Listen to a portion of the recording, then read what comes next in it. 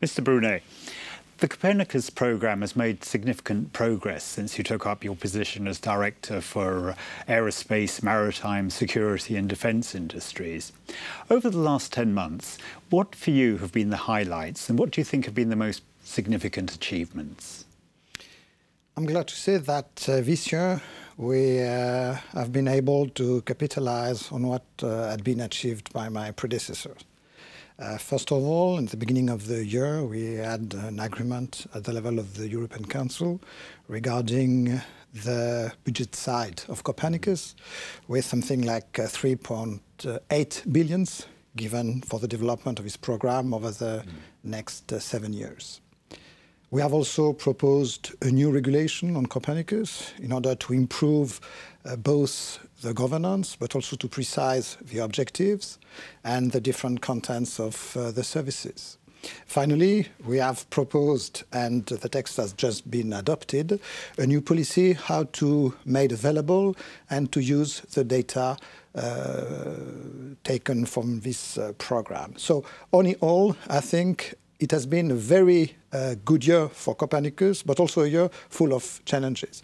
I have to say also that thanks to the commitment of this President Tajani and the fact that in the past the GMES initial operation went very well, we have now very sound basis to continue the program and to go towards its operational phase. What do you think we're going to have to do over the next few years to make a success of the Copernicus programme? I think that the Copernicus programme is a programme which has to be focused on the user's need.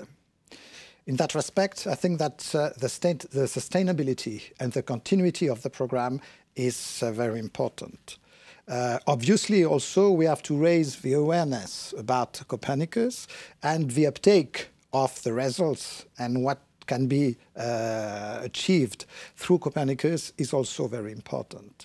But I think that the main goal, if I may say so, is to persuade people that Copernicus is no more a development or research program, but it's now an operational program which can bring huge benefits for the citizen in Europe. This is a huge investment for Europe. What do you see as the benefits arising from the programme for growth and for jobs? I think that you have been using a right word, investment. We are expecting, for instance, by 2030, something like 30 billion increase of the GDP and maybe up to 50,000 creation of jobs.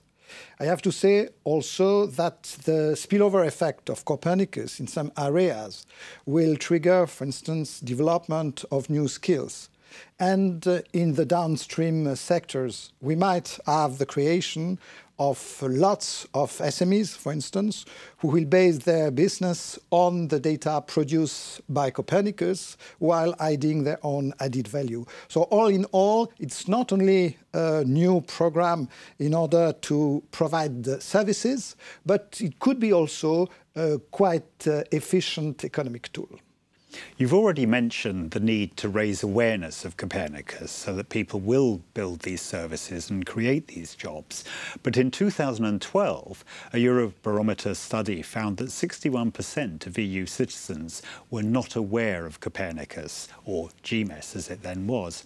What do you think has to be done to change this situation and to raise awareness?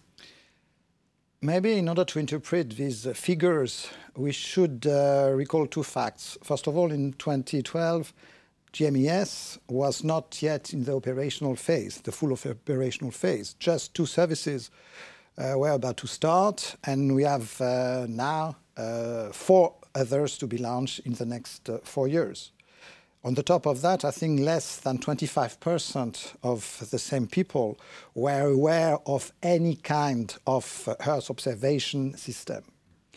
I have to say that as Copernicus is a user-driven program, the fact that people are not directly aware of Copernicus, if they are aware of the benefit that Copernicus can bring, we will have totally fulfilled our objective. When you phone from Brussels to the USA, You are not immediately thinking about the satellite communication, which can relay your phone call, but it's working. And I think that for Copernicus in particular, based on the services we may provide, and we have to provide, the fact that these services are of good quality and are continuously sustained will be, for me, the main objectives.